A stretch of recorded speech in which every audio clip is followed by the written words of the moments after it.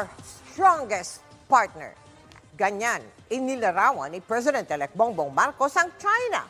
Kaugnay ng naging papel nito sa pagtugon ng Pilipinas sa pandemya. Sinabi niya yan sa pagdiriwang ng Philippines-China Understanding Celebration. Ang China naman, naniniwalang mas titibay pa ang ugnayan ng dalawang bansa sa pamumuno ni Marcos. Nakatutok live si JP Soriano. JP? Mel, pinakamatibay na kaalyado, ganyan nga ang sinabi ni President-elect BBM sa kanyang unang speech sa ginanap na China-Philippines Friendship Ceremony ngayong araw.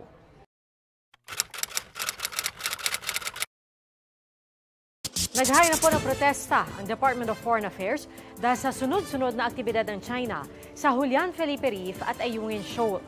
Paniwala ng isang security analyst, ang mga hakbang ng China sa raw para ipakitang kontrolado nila ang teritoryo.